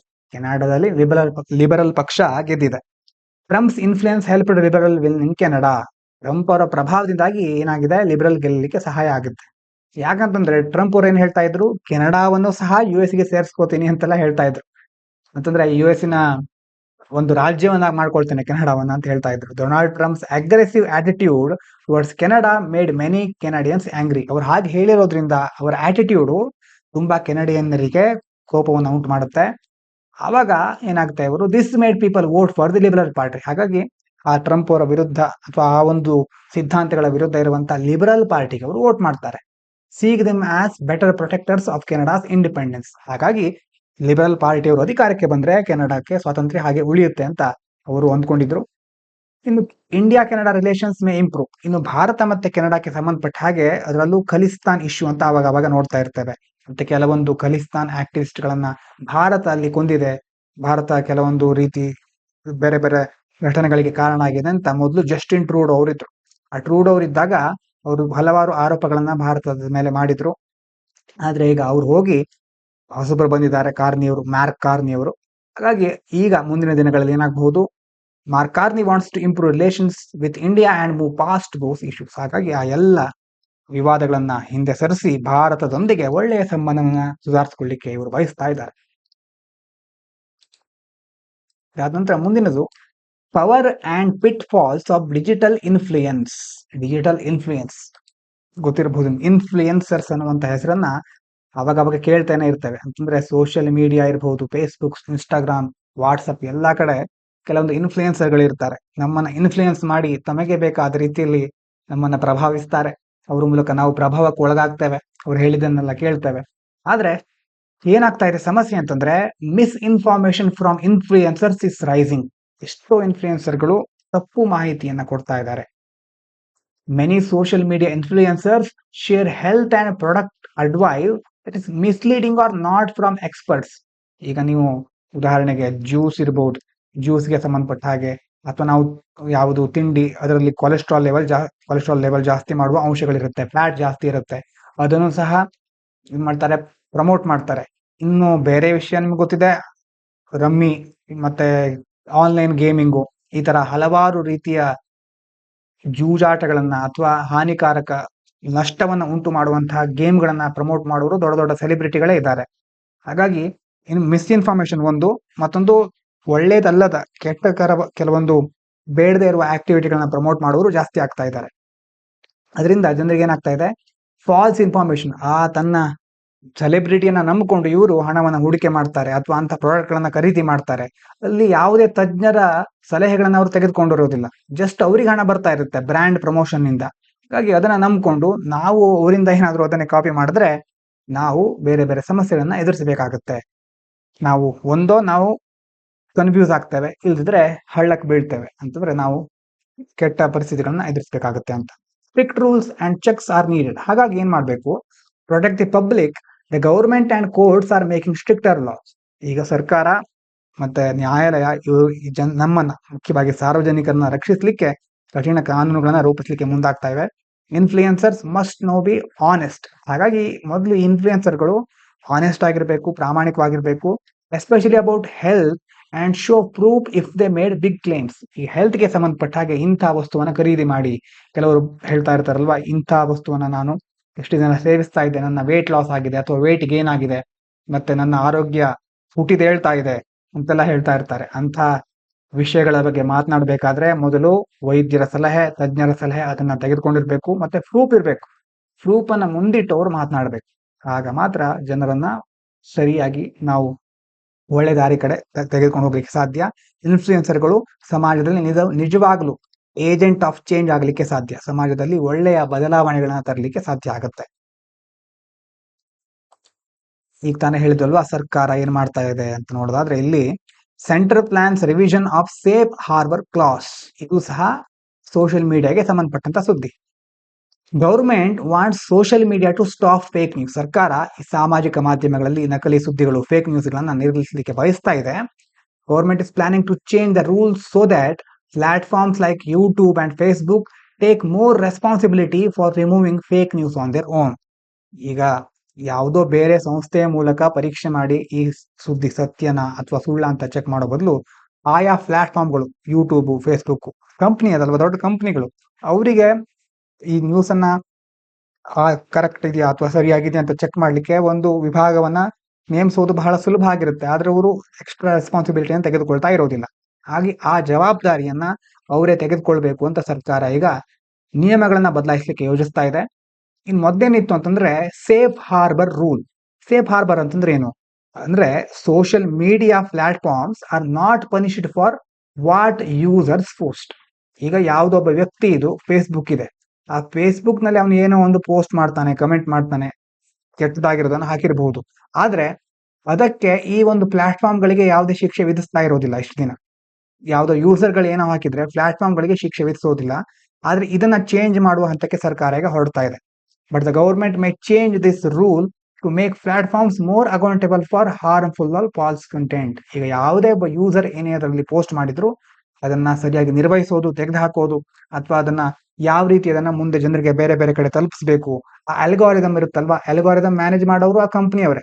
ಹಾಗಾಗಿ ಕಂಪನಿಯವರೇ ಫೇಸ್ಬುಕ್, ಗೂಗಲ್, ನೆಟ್ಫ್ಲಿಕ್ಸ್, ಎಲ್ಲ OTT ಪ್ಲಾಟ್ಫಾರ್ಮ್ಗಳು, ಹೀಗೆ ಹಲವಾರು ರೀತಿ ಎಲ್ಲಾ ವಿಧಾನಗಳಲ್ಲಿ, ಎಲ್ಲ ಲೇಯರ್ಗಳಲ್ಲಿ ಅವರು ಅದನ್ನ ನಿರ್ವಹಿಸಬೇಕು, ಆ ಒಂದು ಜವಾಬ್ದಾರಿಯನ್ನು ತೆಗೆದುಕೊಳ್ಬೇಕು ಅಂತ ಸರ್ಕಾರ ಈಗ ಅಂಥ ನಿಯಮಗಳನ್ನ ತರಲಿಕ್ಕೆ ಮುಂದಾಗ್ತಾ ಇದೆ. ಯಾವ ನಿಯಮಗಳು ಏನ್ ತರುತ್ತೆ ಅಂತ ಮುಂದಿನ ದಿನಗಳಲ್ಲಿ ನೋಡೋಣ. ಅದಾದ ನಂತರ ಮುಂದೆ, in push towards transparency, Supreme Court publishes assets of 21 judges. ಪ್ರಾಮಾಣಿಕತೆ ಮತ್ತೆ ಅದರ ಜೊತೆ ಟ್ರಾನ್ಸ್ಪರೆನ್ಸಿ, ಪಾರದರ್ಶಕತೆ, ಎರಡನ್ನ ಮುಖ್ಯವಾಗಿ ಎಲ್ಲ ಕಡೆ ಜಾರಿಗೊಳಿಸಬೇಕು ಅಂತ ಹೇಳುವ ಸುಪ್ರೀಂ ಕೋರ್ಟ್ ಅಥವಾ ಒಂದು ನ್ಯಾಯಾಂಗ ವ್ಯವಸ್ಥೆ ಹೇಗಿದೆ, ನೀವೆಷ್ಟು ಪ್ರಾಮಾಣಿಕರಾಗಿದ್ದೀರಿ, ನಿಮ್ಮ ಪಾರದರ್ಶಕತೆ ಎಷ್ಟಿದೆ ಅಂತ ಕೆಲವೊಂದ್ಸಾರಿ ಪ್ರಶ್ನೆಗಳು ಹೇಳ್ತಾ ಇತ್ತು. ಹಾಗಾಗಿ ಸುಪ್ರೀಂ ಕೋರ್ಟ್ನ 21 ಜಡ್ಜ್ಗಳು ತಮ್ಮ, including chief justice of India, ಮುಖ್ಯ ನ್ಯಾಯಮೂರ್ತಿಗಳು ಸೇರಿದಂತೆ 21 ಸುಪ್ರೀಂ ಕೋರ್ಟ್ ನ್ಯಾಯಾಧೀಶರು ಏನ್ ಮಾಡಿದ್ದಾರೆ, ಪಾರದರ್ಶಕತೆಯನ್ನ, ನಾವು ಪಾರದರ್ಶಕವಾಗಿರ್ತೇವೆ, ಎಲ್ಲ ಕಡೆ ಪಾರದರ್ಶಕತೆ ಇರಲಿ ಅಂತ have made their financial assets and liabilities public on the court's website. ಕೋರ್ಟಿನ ವೆಬ್ಸೈಟ್ ನಲ್ಲಿ ತಮ್ಮ ಆಸ್ತಿ ಪಾಸ್ತಿ ಎಲ್ಲ ರೀತಿಯ ವಿವರಗಳನ್ನ ಪಬ್ಲಿಕ್ ಅಲ್ಲಿ ಡಿಸ್ಕ್ಲೋಸ್ ಮಾಡಿದ್ದಾರೆ. Promote transparency and address criticism about lack of openness. ಕೆಲವರು ಕ್ರಿಟಿಸಿಸಮ್ ಅಂತಂದ್ರೆ ಟೀಕೆಯನ್ನ ಮಾಡ್ತಾ ಇದ್ರು. Asset vary from common to wealthy. ಹೇಗೂ ಅವರ ಅಸೆಟ್ಗಳು ಚೇಂಜ್ ಆಗಿರುತ್ತೆ, ಇದ್ರ ಬಗ್ಗೆ ನಾವೇನು ಮುಖ್ಯವಾಗಿ ನೆನಪಿಟ್ಕೊಳ್ಳೋ ಅವಶ್ಯಕತೆ ಇರೋದಿಲ್ಲ. ಆದ್ರೂ disclosed asset include homes, car loans, ancestral properties and investment. For example, Chief Justice has flat in Delhi and investment worth of 55 lakh, while other judges have inherited properties and apartments in different cities. ಅಂದ್ರೆ ಬೇರೆ ಬೇರೆ ಜಡ್ಜಸ್ಗಳ ಆಸ್ತಿಗಳು ಬೇರೆ ಬೇರೆ ರೀತಿ ಇದೆ. ಕಾರಿನ ಸಾಲ ಇರ್ಬೋದು, ಮನೆ, ಅವರ ಪೂರ್ವಜರ ಆಸ್ತಿ, ಹೂಡಿಕೆ ಎಲ್ಲವನ್ನ ಅವರು ಡಿಸ್ಕ್ಲೋಸ್ ಮಾಡಿದ್ದಾರೆ. ಇದಾದ ನಂತರ ಮುಂದೆ, Gaganyaan's manned mission likely in first quarter of 2027, ISRO chief. Gaganyaan ಅಂತಂದ್ರೆ ಭಾರತೀಯ ಗಗನಯಾತ್ರಿಗಳನ್ನ ಬಾಹ್ಯಾಕಾಶಕ್ಕೆ ಕಳಿಸುವಂತ mission. Gaganyaan mission which will send Indian astronauts into space. It's now expected to launch in early 2027. ಈಗ ನಾವು 2025 ಇದ್ದೇವೆ. 26 ಮುಗಿದು 27ರ ಪ್ರಾರಂಭಿಕ ಹಂತದಲ್ಲಿ, ಆ ಒಂದು ವರ್ಷದ ಮೊದಲ ಭಾಗದಲ್ಲಿ ಆರಂಭದಲ್ಲಿ ಏನಾಗಬಹುದು, ಗಗನಯಾನ ಮಿಷನ್ ಲಾಂಚ್ ಆಗುವ ನಿರೀಕ್ಷೆ ಇದೆ. Delayed caused by COVID-19 pandemic, astronaut training and additional test. ಒಂದು ಇದಕ್ಕೆ ಯಾಕೆ ಎಷ್ಟು ಲೇಟ್ ಆಯ್ತು ಅಂತಂದ್ರೆ, ಒಂದು ಕೋವಿಡ್, ಆವಾಗ ಕೊರೋನಾ ಬಂದಿತ್ತು, ಮತ್ತೆ ಗಗನಯಾತ್ರಿಗಳಿಗೆ ತರಬೇತಿ ಕೊಡಬೇಕು, ಹೆಚ್ಚುವರಿ ಪರೀಕ್ಷೆಗಳನ್ನ ನಡೆಸಬೇಕು. ಮನುಷ್ಯರನ್ನ ಕಳಿಸೋದು ಅಂತಂದ್ರೆ ಸಾಮಾನ್ಯ ಮಿಷನ್ ತರ ಅಲ್ಲ ಅಲ್ವಾ, ಹಾಗಾಗಿ ಹೆಚ್ಚು ಪರೀಕ್ಷೆ, ಟೆಸ್ಟ್, ಟ್ರೈನಿಂಗ್ ಎಲ್ಲ ಇರುತ್ತೆ. ಅದಕ್ಕೋಸ್ಕರ ಇದು ಲೇಟ್ ಆಯ್ತು ಸ್ವಲ್ಪ. ಆಕ್ಸಿಯಾಮ್ 4 ಮಿಷನ್ ಅಂಡ್ ವ್ಯೋಮಿತ್ರ ಇದೆರಡನ್ನು ಸರಿಯಾಗಿ ನೆನಪಿಟ್ಕೊಳ್ಳೇಬೇಕು, ಪ್ರಿಲಿಮ್ಸ್ಗೆ ಬಹಳ ಇಂಪಾರ್ಟೆಂಟು. ಆಕ್ಸಿಯಾಮ್ 4 ಮಿಷನ್ ಅದೇನು, ಸ್ಕೆಡ್ಯೂಲ್ಡ್ ಫಾರ್ ಮೇ 29 ಈ ತಿಂಗಳ 29ನೇ ತಾರೀಕಿಗೆ, ಹಿಂದಿನ ವಾರ ಹೇಳಿದ್ವಿ ಅಲ್ವಾ ಒಂದ್ಸಾರಿ, ಏನ್ ಮಾಡುತ್ತೆ, it will send Indian astronaut Shubhanshu Shukla to the International Space Station, ISS ಅಂತ ಸ್ಮಾಲ್ ಆಗಿ ಕರೀತಾರೆ ಶಾರ್ಟ್ ಫಾರ್ಮ್ ಅಲ್ಲಿ. ಅಂತಂದ್ರೆ ಭಾರತದ ಗಗನಯಾತ್ರಿ ಶುಭಾಂಶು ಶುಕ್ಲಾ ಅವರು ಅಂತಾರಾಷ್ಟ್ರೀಯ ಬಾಹ್ಯಾಕಾಶ ನಿಲ್ದಾಣಕ್ಕೆ ಹೋಗ್ತಾ ಇದ್ದಾರೆ. ಯಾವ ಮಿಷನ್ ಅದು, ಆಕ್ಸಿಯಾಮ್ 4 ಮಿಷನ್. ಇನ್ನು ಇದೇ ಸಂದರ್ಭದಲ್ಲಿ ಫಸ್ಟ್ ಅನ್ಕ್ರೀವ್ಡ್ ಗಗನಯಾನ ಮಿಷನ್, ಈಗ ಅದರಲ್ಲಿ ಅನ್ಕ್ರೀವ್ಡ್ ಅಂತಂದ್ರೆ ಮನುಷ್ಯರು ಹೋಗೋದಿಲ್ಲ, ಅದರಲ್ಲಿ ಒಂದು ರೋಬೋಟ್ ಅನ್ನ ಕಳಿಸ್ತಾರೆ, ವ್ಯೋಮ ಮಿತ್ರ. ನೋಡಿ ಇಲ್ಲಿ ಇಮೇಜ್ ನೋಡಿದ್ರೆ ನಿಮ್ಗೆ ಗೊತ್ತಾಗುತ್ತೆ ನೋಡಿ, ಸ್ವಲ್ಪ ಬ್ಲರ್ ಇದೆ ಇಮೇಜು, ಕಾಣಿಸ್ತಾ ಇದೆಯೇನು, ಇಲ್ಲಿ ಕಾಣಿಸ್ತಾ ಇರೋದು ಇದು ಮನುಷ್ಯರಲ್ಲ, ಇದು ವ್ಯೋಮ ಮಿತ್ರ ಅನ್ನುವಂತ ರೋಬೋಟ್. ಈ ರೋಬೋಟ್ ಅನ್ನ ಫಸ್ಟ್ ಕಳಿಸ್ತಾ ಇರ್ತಾರೆ, ನೆಕ್ಸ್ಟ್ ಅದಾದ್ಮೇಲೆ ಮನುಷ್ಯರು ಹೋಗೋದು, ಮೊದಲೇ ನೇರವಾಗಿ ಮನುಷ್ಯರನ್ನ ಕಳಿಸೋದಿಲ್ಲ. Vyom Mitra planned for later this year, ಈ ವರ್ಷದ ಕೊನೆಯ ಹಂತದಲ್ಲಿ ಈ ವ್ಯೋಮ ಮಿತ್ರವನ್ನ ಕಳಿಸ್ತಾರೆ, with most systems and test ready. Almost ಎಲ್ಲ ಸಿಸ್ಟಮ್ ಮತ್ತೆ ಟೆಸ್ಟ್ ರೆಡಿ ಆಗಿದೆ. ಮೊದಲು ವ್ಯೋಮ ಮಿತ್ರ ಕಳಿಸ್ತಾರೆ, ಆ ರೋಬೋಟ್ ಅನ್ನ ಕಳಿಸ್ತಾರೆ, ಅದಾದ್ಮೇಲೆ 2027ರ ಪ್ರಾರಂಭಿಕ ಹಂತದಲ್ಲಿ ಮನುಷ್ಯರನ್ನು ಸಹ ಕಳಿಸ್ತಾರೆ. ಇದಾದ ನಂತರ ಮುಂದೆ ಸೈನ್ಸ್ಗೆ ಸಂಬಂಧಪಟ್ಟ ಹಾಗೆ, birds that thrive in urban space spot colours different from less successful once. ನಗರಗಳಲ್ಲಿ ಇರುವ ಪಕ್ಷಿಗಳು ಮತ್ತೆ ಕಾಡಿನಲ್ಲಿ ಇರುವಂತಹ ಪಕ್ಷಿಗಳು, ಅವುಗಳ ನಡುವೆ ಏನ್ difference. Birds that do well in urban areas tend to be more colourful such as blue, grey and black. While species with brown feathers are less successful in cities. ಈಗ ನಗರ ಪ್ರದೇಶಗಳಲ್ಲಿ ನೀಲಿ, ಬೂದು ಮತ್ತೆ ಕಪ್ಪು ಬಣ್ಣದಂತಹ ಹೆಚ್ಚು ಬಣ್ಣಗಳನ್ನ ಹೊಂದಿರುವಂತಹ ಪಕ್ಷಿಗಳು ಚೆನ್ನಾಗಿ ಕಾರ್ಯನಿರ್ವಹಿಸುತ್ತವೆ. ಆದ್ರೆ ಈಗ ಬ್ರೌನ್ ಕಲರ್ ಇರುವಂತಹ ಕೆಲವು ಬ್ರೌನ್ ಅಂತ ಕಂದು ಗರಿಗಳನ್ನ ಹೊಂದಿರುವ ಪಕ್ಷಿಗಳು ನಗರಗಳಲ್ಲಿ ಅಷ್ಟು ಯಶಸ್ವಿ ಆಗೋದಿಲ್ಲ ಉಳಿಲಿಕ್ಕೆ. Brown colours which help birds blend into forest, ಕಾಡ್ನಲ್ಲಿ ಬೆರಲಿಕ್ಕೆ, ಅಲ್ಲಿ ಚೆನ್ನಾಗಿರ್ಲಿಕ್ಕೆ ಸಹಾಯ ಮಾಡುತ್ತೆ. Don't work as well in the urban environment, ಆ ಒಂದು ಕಂದು ಬಣ್ಣ ಪಕ್ಷಿಗಳಿಗೆ ನಗರಗಳಲ್ಲಿ ಚೆನ್ನಾಗಿ ಬದುಕಲಿಕ್ಕೆ ಸಹಾಯ ಮಾಡೋದಿಲ್ಲ. ಇನ್ನು ಅರ್ಬನ್ ಎನ್ವೈರ್ಮೆಂಟ್ಸ್ ಇನ್ಫ್ಲುಯೆನ್ಸ್ ಬರ್ಡ್ ಎವಲ್ಯೂಷನ್. ನೋಡಿ, ನಾವು ನಗರೀಕರಣವನ್ನ ಮಾಡ್ತಾ ಇದ್ದೇವೆ, ಅದು ಮನುಷ್ಯರ ಮೇಲೆ ಮಾತ್ರ ಅಲ್ಲ, ಇಡೀ ಪ್ರಾಕೃತಿಕ ವ್ಯವಸ್ಥೆಯ ಮೇಲೆ, ಜೀವ ವೈವಿಧ್ಯತೆಯ ಮೇಲೆ, ಇಡೀ ಪ್ರಪಂಚದ ಮೇಲೆ ಪ್ರಭಾವವನ್ನು ಬೀರ್ತಾ ಇರುತ್ತೆ. Urbanisation is pushing birds to adapt by favouring certain colours. ಹಾಗಾಗಿ ಬರ್ಡ್ಗಳು ಈ ನಗರೀಕರಣದಲ್ಲಿ ಅವು ಬದುಕಬೇಕಲ್ವಾ, ಹಾಗಾಗಿ ಬರ್ಡ್ಗಳು ತಮಗೆ ಬೇಕಾದ ರೀತಿ ಕೆಲವೊಂದು ಮಾರ್ಪಾಡುಗಳನ್ನ ಮಾಡ್ಕೊಳ್ತಾ ಇವೆ. Researchers are studying how cities by providing different conditions affect the evolution of bird species and their appearance over time. ಬೇರೆ ಬೇರೆ ಸಂಶೋಧನೆಯ ಮೂಲಕ ಈಗ ಒಂದು ನಗರೀಕರಣ ಆದಾಗ ಹೇಗೆ ಕಾಲಕ್ಕೆ ತಕ್ಕ ಹಾಗೆ ಅವರು ಗೋಚರಿಸೋದು ಅಂದ್ರೆ ಹೇಗೆ ಕಾಣುತ್ತೆ, ಮತ್ತೆ ಪಕ್ಷಿಗಳು ಹೇಗೆ ವಿಕಾಸ ಹೊಂದುತ್ತವೆ ಅನ್ನೋದ್ರ ಮೇಲೆ ಈ ನಗರೀಕರಣ ಹೇಗೆ ಪ್ರಭಾವ ಬೀರುತ್ತೆ ಅನ್ನೋದನ್ನ ಅಧ್ಯಯನ ಮಾಡ್ತಾ ಇದ್ದಾರೆ. ಇದಾದ ನಂತರ ಮುಂದೆ, how the judiciary maintains accountability. Judiciary ಅಂತಂದ್ರೆ ನ್ಯಾಯಾಂಗ ವ್ಯವಸ್ಥೆ ಹೇಗೆ ಹೊಣೆಗಾರಿಕೆಯನ್ನು ನಿರ್ವಹಿಸುತ್ತೆ. ಮೊದಲನೇದು, judges are bound by constitution. ಯಾವುದೇ ನ್ಯಾಯಾಧೀಶರು ಇರಬಹುದು, ಅವರು ಸಹ ಸಂವಿಧಾನಕ್ಕೆ ಬದ್ಧರಾಗಿರ್ತಾರೆ. Judges in India are bound by the constitution. If they violate its principles or act arbitrarily they can be removed for misbehaviour. This ensures accountability within judiciary. ಈಗ ಒಂದು ವೇಳೆ ಯಾವುದೇ ನ್ಯಾಯಾಧೀಶರು ಸಂವಿಧಾನಕ್ಕೆ ವಿರುದ್ಧವಾಗಿ ಸಂವಿಧಾನದ ತತ್ವಗಳನ್ನ ಉಲ್ಲಂಘಿಸಿದ್ರೆ, ನಿರಂಕುಶವಾಗಿ ವರ್ತಿಸಿದ್ರೆ, ಅವರನ್ನ ಮಿಸ್ಬಿಹೇವಿಯರ್ ಆಧಾರದ ಮೇಲೆ ತೆಗೆದುಹಾಕಲಿಕ್ಕೆ ಸಾಧ್ಯ ಇದೆ. ಹಾಗಾಗಿ ಹೊಣೆಗಾರಿಕೆ ಅವರಿಗೆ ಇರುತ್ತೆ. Judiciary can set dead lines for president. ಕೆಲವು ವಾರಗಳ ಹಿಂದೆ ನೋಡಿದ್ವಲ್ವಾ, ಜುಡಿಷಿಯರಿ ಏನ್ ಮಾಡಿದೆ, ನ್ಯಾಯಾಂಗ ವ್ಯವಸ್ಥೆ ಪ್ರೆಸಿಡೆಂಟ್, ಗವರ್ನರ್ಗಳಿಗೆ ಬರುವಂತ ಬಿಲ್ಗಳನ್ನ, ಆಕ್ಟ್ ಗಳನ್ನ, ಅದಕ್ಕೆ ಸಂಬಂಧಪಟ್ಟ ಹಾಗೆ ಡೆಡ್ ಲೈನ್ ಅನ್ನ ಫಿಕ್ಸ್ ಮಾಡಿದೆ. Judiciary can set time limits for the president to approve bills. ಬಿಲ್ಗಳನ್ನ ಅಪ್ರೂವ್ ಮಾಡ್ಲಿಕ್ಕೆ, ಆಕ್ಟ್ ಅಲ್ಲ, ಆಕ್ಟ್ ಅಪ್ರೂವ್ ಆದ್ಮೇಲೆ ಅದು ಆಕ್ಟ್ ಆಗುತ್ತೆ. ಹಾಗಾಗಿ ಬಿಲ್ಗಳನ್ನ ಅಪ್ರೂವ್ ಮಾಡ್ಲಿಕ್ಕೆ ಪ್ರೆಸಿಡೆಂಟ್ಗೆ ಟೈಮ್ ಅನ್ನ ಸೆಟ್ ಮಾಡಿದೆ. As delaying assent unnecessarily can undermine democracy. ಯಾಕಂತಂದ್ರೆ ಈ ರೀತಿ ತಮಗೆ ಮನ ಬಂದ ಹಾಗೆ ಅವರು ಡಿಲೇ ಮಾಡ್ತಾ ಕೂತ್ಕೊಂಡ್ರೆ ಅದು ಡೆಮಾಕ್ರಸಿ, ಪ್ರಜಾಪ್ರಭುತ್ವ ಮೌಲ್ಯಕ್ಕೆ ಧಕ್ಕೆಯನ್ನು ಉಂಟು ಮಾಡುತ್ತೆ. Action respect the principle of popular sovereignty. Sovereignty ಅಂತಂದ್ರೆ ಸಾರ್ವಭೌಮತ್ವಕ್ಕೆ ಸಂಬಂಧಪಟ್ಟ ಹಾಗೆ ಆ ಒಂದು ತತ್ವವನ್ನ ಎತ್ತಿ ಹಿಡಲಿಕ್ಕೆ ಇದರಿಂದ ಸಾಧ್ಯ ಆಗುತ್ತೆ. Which means the people's will as reflected in the constitution must be upheld. ಹಾಗಾಗಿ ಜನರ ಇಚ್ಛೆಯ ಹಾಗೆ, ಜನರ ಇಚ್ಛೆ ಅಂತಂದ್ರೆ ಏನು, ನಾವು ಆರಿಸಿಕೊಂಡು ಆರಿಸಿ ಕಳಿಸ್ತಾ ಇರುವಂತಹ ಜನಪ್ರತಿನಿಧಿಗಳು. ಅವ್ರು ಏನ್ ಮಾಡ್ತಾರೋ ಅದೇ ನಮ್ಮ ಇಚ್ಛೆ ಅಂತ ನಾವು ಹೇಳಲೇಬೇಕಾಗತ್ತೆ. ಯಾಕಂದ್ರೆ ನಾವೇ ಅವ್ರನ್ನ ಆರಿಸಿ ಕಳಿಸಿರೋರು. ಹಾಗೆ ಅವರು ಮಾಡ್ತಿರುವಂತ ಬಿಲ್ಗಳಾಗಿರ್ಬಹುದು, ಅವರು ಮಾಡ್ತಾ ಇರ್ತಕ್ಕಂಥ ಕಾನೂನುಗಳಿಗೆ ಪ್ರೆಸಿಡೆಂಟ್ ಅವರು ಆದಷ್ಟು ಬೇಗ ಕ್ರಮವನ್ನು ಕೈಗೊಳ್ಳಲೇಬೇಕು. ಹಾಗಾಗಿ ಅದಕ್ಕೋಸ್ಕರ ಸುಪ್ರೀಂ ಕೋರ್ಟ್ ಪ್ರಜಾಪ್ರಭುತ್ವ ತತ್ವಗಳನ್ನ ಎತ್ತಿ ಹಿಡಿತಾ ಇದೆ.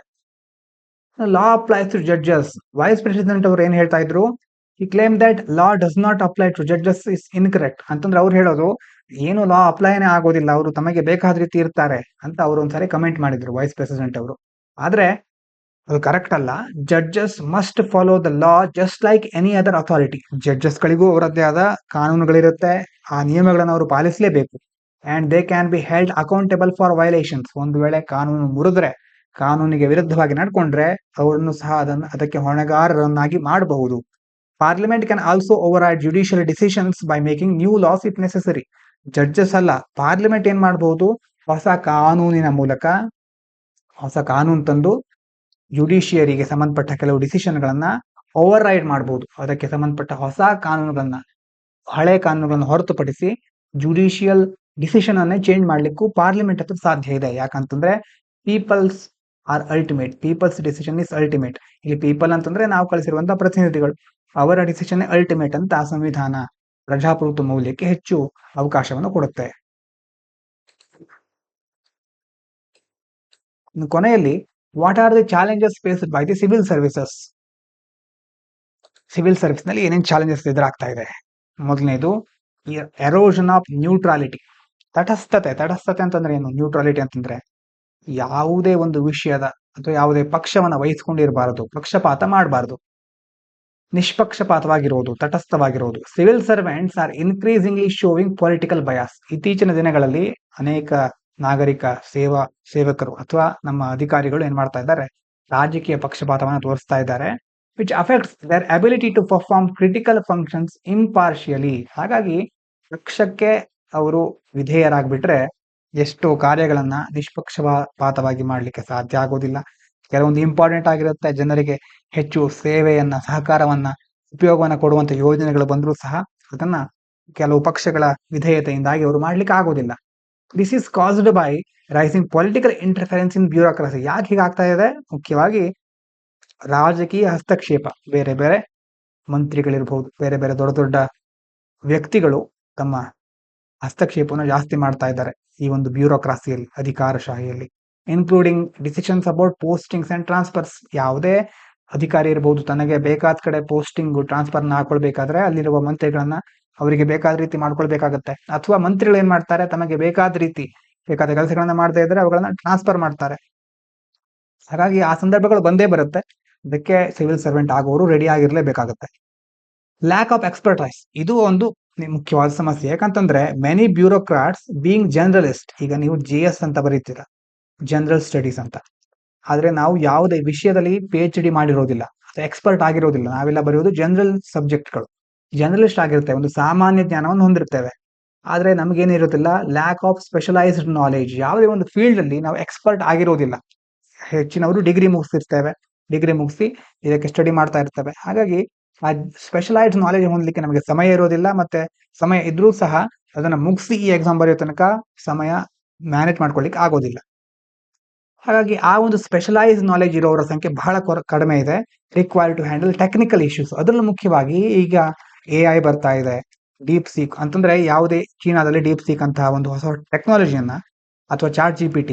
ಇದೇ ರೀತಿ ಭಾರತದಲ್ಲಿ ಏನ್ ಮಾಡಬಹುದು? ಹಾಗಾದ್ರೆ ಫೌಂಡೇಶನಲ್ ಮಾಡೆಲ್ಗಳನ್ನ ಡೆವಲಪ್ ಮಾಡಬಹುದಾ?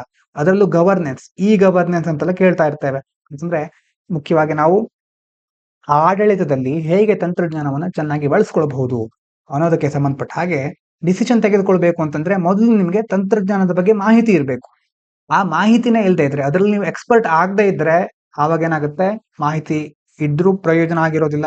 ಕೆಲವೊಂದು ಜನರಲ್ ಮಾಹಿತಿಗಳು ಎಲ್ಲರಿಗೂ ಗೊತ್ತಿರುತ್ತೆ, ಆದ್ರೆ ಸ್ಪೆಷಲೈಸ್ಡ್ ನಾಲೆಜ್ ಇದ್ರೆ ಮಾತ್ರ ಏನಾದ್ರೂ ಎಕ್ಸೆಂಪ್ಲರಿ ಅಥವಾ ಎಕ್ಸ್ಟ್ರಾರ್ಡಿನರಿ ಮಾಡಬಹುದು.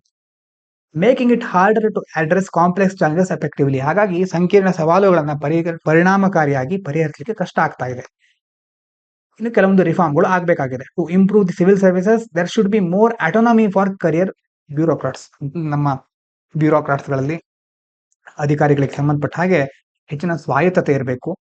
ಲೆಸ್ ಪೊಲಿಟಿಕಲ್ ಇಂಟರ್ಫರೆನ್ಸ್, ರಾಜಕೀಯ ಹಸ್ತಕ್ಷೇಪ ಕಡಿಮೆ ಆಗಬೇಕು. And shift from focusing on processes focusing on achieving results. ಕೇವಲ ರೂಲ್ಸ್ ಗಳನ್ನ ಫಾಲೋ ಮಾಡೋದ್ರ ಮೇಲೆ ಮಾತ್ರ ಅಲ್ಲ, ರಿಸಲ್ಟ್ ಕೊಡೋದು, ಫಲಿತಾಂಶ ಯಾವ ರೀತಿ ಇರುತ್ತೆ ಅನ್ನೋದ್ರ ಮೇಲೆ ಫೋಕಸ್ ಮಾಡಬೇಕಾದ ಅವಶ್ಯಕತೆ ಇದೆ. ಅಡಿಷನಲಿ ಅಂತಂದ್ರೆ ಇಲ್ಲಿ ಹೇಳಿರೋದು ರೂಲ್ಸ್ ಅಂತಂದ್ರೆ ರೂಲ್ಸ್ ಫಾಲೋ ಮಾಡದೇ ಇರೋದು ಅಂತಲ್ಲ, ಲೀಗಲಿ ಸರಿಯಾಗಿರ್ಬೇಕು, ಎಥಿಕಲ್ ಆಗಿರ್ಬೇಕು. ಹಾಗೆ ಆ ಲೀಗಲ್ ಮತ್ತೆ ಎಥಿಕಲ್ ಮಾರಲ್ ಎಲ್ಲಾ ಅಂಶಗಳನ್ನ ಕನ್ಸಿಡರ್ ಮಾಡಿ ಬರೀ ವ್ಯಾಲ್ಯೂ ಫಾಲೋ ಮಾಡ್ತಾ ಮಾತ್ರ ಇರೋದಿಲ್ಲ, ಅದನ್ನ ಇಂಪ್ಲಿಮೆಂಟ್ ಮಾಡೋದ್ರ ಕಡೆ ಸಹ ಫೋಕಸ್ ಮಾಡಬೇಕು. Additionally hiring domain experts as lateral entrants can help bring in specialised knowledge at senior levels. Lateral entry ಅಂತಂದ್ರೆ ಕೆಲವರು ಎಕ್ಸಾಮ್ ಬರೆದು ಸಿವಿಲ್ ಸರ್ವಿಸ್ಗೆ ಆಯ್ಕೆ ಆಗ್ತಾರೆ. ಲ್ಯಾಟರಲ್ ಎಂಟ್ರಿ ಅಂತಂದ್ರೆ ಸೈಡಿಂದ ಅಂತಂದ್ರೆ ಬೇರೆ ಬೇರೆ ಕ್ಷೇತ್ರದಲ್ಲಿ ಈಗಾಗಲೇ ಪರಿಣಿತಿಯನ್ನ ಹೊಂದಿರೋರು. ಉದಾಹರಣೆಗೆ ಯಾವುದು ದೊಡ್ಡ ಗೂಗಲ್ ನಲ್ಲಿ 15-20 ವರ್ಷ ಕೆಲಸ ಮಾಡಿರೋರು, ಅವರಿಗೆ ಟೆಕ್ನಾಲಜಿಯಲ್ಲಿ ಎಕ್ಸ್ಪರ್ಟೈಸ್ ಇರುತ್ತೆ, ಅದರಲ್ಲಿ ತಾಂತ್ರಿಕತೆಯಲ್ಲಿ ಅವರು ತಜ್ಞರಾಗಿರ್ತಾರೆ. ಅಂಥವ್ರನ್ನು ಸಹ ಲ್ಯಾಟರಲ್ ಎಂಟ್ರಿ ಮಾಡ್ಕೊಳ್ಳೋದು. ಅವರಿಗೆ ಎಕ್ಸಾಮ್ ಇರೋದಿಲ್ಲ, ಆದ್ರೆ ಎಕ್ಸ್ಪೀರಿಯನ್ಸ್ ಇರುತ್ತೆ. ನೇರವಾಗಿ ಡಿಗ್ರಿ ಮುಗಿಸಿದವರನ್ನ ಲ್ಯಾಟರಲ್ ಎಂಟ್ರಿ ಮಾಡ್ಕೊಳ್ಳೋದಿಲ್ಲ. 10-15 ವರ್ಷ ಕೆಲವೊಂದು ರೂಲ್ಸ್ ಗಳಿದೆ, ಆ ರೂಲ್ಸ್ ಗಳ ಆಧಾರದ ಮೇಲೆ ಅವರನ್ನ ಸಿವಿಲ್ ಸರ್ವಿಸ್ಗೆ ಸೇರಿಸ್ಕೊಳ್ತಾರೆ. ಸೀನಿಯರ್ ಲೆವೆಲ್ ಅಲ್ಲಿ DC ಈ ಒಂದು ವಿಭಾಗದಲ್ಲಿ ಹೇಳೋಕ್ಕಿಂತ ಪಾಲಿಸಿ ಡಿಸಿಷನ್ ಮೇಕಿಂಗ್ ಅಲ್ಲಿ ಅವರನ್ನ ನೇಮಿಸಿಕೊಳ್ಳಿಕ್ಕೆ ಮುಂದಾಗ್ತಾ ಇದ್ದಾರೆ. ಅದರ ಬಗ್ಗೆ ಸರ್ಕಾರ ಕೆಲವು ನಿಯಮಗಳನ್ನ ಸಹ ತರ್ತಾ ಇದೆ. ಹಾಗಾಗಿ ಅಂಥ ಲ್ಯಾಟರಲ್ ಎಂಟ್ರಿ ಅಂತ ಕೆಲವು ಕಾರ್ಯಗಳ ಮೂಲಕ ಹೆಚ್ಚು ರಿಫಾರ್ಮ್ಗಳನ್ನ ಮಾಡಲೇಬೇಕಾದ ಅವಶ್ಯಕತೆ ಇದೆ ಅಂತ ಇದರಲ್ಲಿ ಹೇಳ್ತಾ ಇದ್ದಾರೆ. ಇಷ್ಟು ಮುಖ್ಯವಾದ ಆರ್ಟಿಕಲ್ಗಳು. ಇನ್ನು ಇವತ್ತಿನ ವೊಕ್ಯಾಬ್ಯುಲರಿ ನೋಡೋಣ. The newfangled technology. Newfangled ಅಂತಂದ್ರೆ ಹೊಸದಾಗಿ ಬಂದಿರುವಂತದ್ದು, modern, latest, new. While promising, ಇದರಿಂದ ಒಳ್ಳೇದಾಗತ್ತೆ ಅಂತ ನಮಗೆ ಆಶಾಭಾವನೆ ಇದೆ. But sometimes attenuates the human connection. Attenuates ಅಂತಂದ್ರೆ ಡಿಮಿನಿಶ್, ಕಡಿಮೆ ಮಾಡೋದು. ಹೊಸ ಟೆಕ್ನಾಲಜಿಯಿಂದ ಮನುಷ್ಯರ ನಡುವಿನ ಒಂದು ಸಂಬಂಧ, ಒಂದು ಕನೆಕ್ಷನ್ ಕಡಿಮೆ ಆಗ್ತಾ ಇದೆ. Making us more isolated. ಎಲ್ಲರ ಕೈಯಲ್ಲಿ ಮೊಬೈಲ್ ಇದೆ, ಹೆಚ್ಚು ಕನೆಕ್ಟ್ ಆಗಿದ್ದೇವೆ ಅಂತ ನಮ್ಗೆ ಅನಿಸ್ತಾ ಇರುತ್ತೆ, ಆದ್ರೆ ನಾವು ಹೆಚ್ಚು ಏಕಾಂಗಿ ಆಗ್ತಾ ಇರ್ತೇವೆ. Many of the ideas behind its are fallacious. ಈ ಒಂದು ಟೆಕ್ನಾಲಜಿ ಡೆವಲಪ್ ಮಾಡಬೇಕಾದ್ರೆ ಅದರ ಹಿಂದಿರುವ ಐಡಿಯಾ ಇದೆ ಅಲ್ವಾ, ಅದು ಫ್ಯಾಲೇಶಿಯಸ್, ಮಿಸ್ಲೀಡಿಂಗ್, ತಪ್ಪಾಗಿರುತ್ತೆ ಎಷ್ಟೋ ಸಾರಿ. ಬೇಸ್ಡ್ ಆನ್ ಮಿಸ್ಅಂಡರ್ಸ್ಟ್ಯಾಂಡಿಂಗ್ಸ್, ಸರಿಯಾಗಿ ಅರ್ಥ ಮಾಡ್ಕೊಳ್ಳದೆ ಅದನ್ನ ಡೆವಲಪ್ ಮಾಡಿರ್ತಾರೆ. ಅಂತಂದ್ರೆ ನಿಜವಾಗಲೂ ಒಳ್ಳೇದು ಮಾಡ್ಲಿಕ್ಕೆ ಅವರು ಮುಂದಾಗಿರೋದಿಲ್ಲ. ಅವರ ಉದ್ದೇಶ ಪ್ರಾಫಿಟ್ ಮೇಕಿಂಗ್ ಆಗಿರುತ್ತೆ ಎಷ್ಟೋ ಕಂಪನಿಗಳದ್ದು. Over time company structure seem to ossify. ಕಾಲ ಕಳೆದ ಹಾಗೆ ಕಂಪನಿಯಲ್ಲಿ ಏನಾಗ್ಬಿಡುತ್ತೆ, ಆ ಸ್ಟ್ರಕ್ಚರ್ ಆಸಿಫೈ ಅಂತಂದ್ರೆ ಸ್ಟಿಫನ್, ಹಾರ್ಡನ್, ಮರಗಟ್ಟು ಬಿಡೋದು, ಜಡ್ಗಟ್ಟೋದು ಅಂತ ಹೇಳ್ತೀವಲ್ವಾ, ಏನು ಬದಲಾವಣೆನೇ ಇರೋದಿಲ್ಲ, ರಿಜಿಡ್ ಆಗೋದು. Becoming rigid and unable to adapt to change. ಯಾವುದೇ ಚೇಂಜಸ್ ಆಗ್ತಾ ಇರೋದಿಲ್ಲ, ಬದಲಾವಣೆಗಳಿಗೆ ತೆರೆದುಕೊಳ್ತಾ ಇರೋದಿಲ್ಲ. People with a propensity to resist new trends. Propensity ಅಂತಂದ್ರೆ ಹ್ಯಾಬಿಟ್ ಅಥವಾ ಆಕರ್ಷಣೆ. ಇಲ್ಲಿ ಯಾವ ತರ ಹೇಳ್ಬಹುದು ಅಂತಂದ್ರೆ ಹೊಸ ಹೊಸ ಟ್ರೆಂಡ್ ಗಳನ್ನ ಒಪ್ಕೊಳ್ಳೋದೇ ಇಲ್ಲ. ಹಳೇ ಒಂದು ಸಂಪ್ರದಾಯ ಅಥವಾ ಒಂದು ಯಾವ್ದಾವ್ದು ಇರುತ್ತಲ್ವಾ ಅವರ ಹವ್ಯಾಸಗಳು, ಅದನ್ನೇ ಮುಂದುವರಿಸ್ಕೊಳ್ತಾ ಬರ್ತಾ ಇರ್ತಾರೆ. Often hold on to outdated methods refusing to embrace progress. ಹಾಗಾಗಿ ಹಳೆ ಕಾಲದನ್ನ ಮುಂದುವರ್ಸ್ಕೊಂಡು ಬಂದು ಯಾವುದೇ ಪ್ರಗತಿಯ ಕಡೆ ಮುಖ ಮಾಡಲಿಕ್ಕೆ ಮುಂದಾಗೋದಿಲ್ಲ ಅಂತ ಹೇಳ್ತಾ ಇದ್ದಾರೆ. ನಿನ್ನೆ ಕ್ವಶನ್ ಬರೋಲ್ಲ ಸತ್ಯಾಗ್ರಹಕ್ಕೆ ಸಂಬಂಧಪಟ್ಟ ಹಾಗೆ answer 1 and 2 only.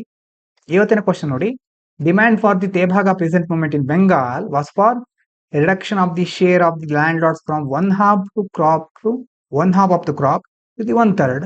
The grant of ownership of land to peasants as they were actual cultivators of the land, uprooting of zamindari system and the end of serfdom, writing of all peasant debts. ಇದರಲ್ಲಿ ಸರಿಯಾದ ಉತ್ತರವನ್ನು ತಿಳ್ಕೊಂಡು comment ಮಾಡಿ. Mains question, what are the main challenges faced by civil servants in India such as political bias, lack of expertise? How can reforms improve the functioning of civil services? Mains ಆಸನೈಟ್ practice ಮಾಡಿ. ಇನ್ನು ಇಂಟರ್ವ್ಯೂಗೆ think ಮಾಡ್ಲಿಕ್ಕೆ ಒಂದು question ಇದೆ. Should India continue with subsidies on food and fertilisers? ನಾವು ಹಲವಾರು ಕಡೆ ನಿಮ್ಗೆ ಗೊತ್ತಿದೆ, ರೈತರಿಗೆ ಹೆಲ್ಪ್ ಆಗಲಿ ಅಂತ ಸಬ್ಸಿಡಿಗಳನ್ನ, ಸಹಾಯಧನವನ್ನು ಕೊಡ್ತೇವೆ ಅಥವಾ ಅದರ ಪ್ರೈಸ್ ಅನ್ನು ಕಡಿಮೆ ಮಾಡ್ತೇವೆ. ಆ ಸಹಾಯಧನ ಆ ರೀತಿ ಕೊಡೋ ಬದಲು move towards direct cash transfers, ನೇರವಾಗಿ ಅವರ ಖಾತೆಗೆ ಹಣವನ್ನು ಹಾಕೋದು ಸರಿ ಅಲ್ವಾ? ಎಲ್ಲಾ ಸಬ್ಸಿಡಿಗಳನ್ನು ತೆಗೆದು ನಿಮಗೆ ಬೇಕಾದನ್ನ ನೀವೇ ಮಾಡ್ಕೊಳ್ಳಿ ಅಂತ ಅವರ ಖಾತೆಗೆ ಹಣ ಹಾಕಿದ್ರೆ ಏನಾಗಬಹುದು? Which is more sustainable? ದೀರ್ಘಕಾಲದಲ್ಲಿ ಯಾವುದು ಒಳ್ಳೆಯದು? ಸಬ್ಸಿಡಿಗಳನ್ನ ಕೊಟ್ಟು ಸಹಾಯಧನ ಕೊಡೋದ್ರ ಮೂಲಕ ಏನಾಗುತ್ತೆ, ಅದರ ಪ್ರೈಸ್ ಕಡಿಮೆ ಆಗಿ ಕಡಿಮೆ ಬೆಲೆಯಲ್ಲಿ ಅದನ್ನ ರೈತರು ಖರೀದಿ ಮಾಡಬಹುದು. ಕಡಿಮೆ ಬೆಲೆಯಲ್ಲಿ ಖರೀದಿ ಮಾಡೋ ಬದಲು ಆ ಒಂದು ಪ್ರೈಸ್ ಅನ್ನು, ಹೆಚ್ಚಾಗಿರೋ ಪ್ರೈಸ್ ಅನ್ನೇ ಡೈರೆಕ್ಟ್ ಆಗಿ ಟ್ರಾನ್ಸ್ಫರ್ ಮಾಡ್ಲಿಕ್ಕೆ ಸಾಧ್ಯ ಆಗಲ್ವಾ? ಅದರಿಂದ ಉಪಯೋಗ ಆಗುತ್ತಲ್ವಾ ಅಂತ ಪ್ರಶ್ನೆ. ಒಂದು ಸಬ್ಸಿಡಿ ಕೊಡೋದು ಒಳ್ಳೇದಾ, ಕಡಿಮೆ ಬೆಲೆಯಲ್ಲಿ ವಸ್ತುಗಳನ್ನ ಕೊಡೋದು ಒಳ್ಳೇದಾ, ಅಥವಾ ಹಣವನ್ನೇ ಅವರ ಖಾತೆಗೆ ಹಾಕೋದು ಒಳ್ಳೇದಾ? ಯಾವುದು ಒಳ್ಳೇದು ಅನ್ನೋದ್ರ ಬಗ್ಗೆ ಥಿಂಕ್ ಮಾಡಿ, ಕಮೆಂಟ್ ಮಾಡಿ, ನಿಮಗೆ ಬಿಟ್ಟಿದ್ದು. ಹಾಗಾಗಿ ಇವಿಷ್ಟು ಇವತ್ತಿನ ಮುಖ್ಯ ವಿಚಾರಗಳು. ಇಷ್ಟು ಹೊತ್ತಿನ ತನಕ ಕೇಳಿದೆಲ್ಲರಿಗೂ ಧನ್ಯವಾದಗಳು. ಇದು ಪಾಂಚಜನ್ಯ IAS.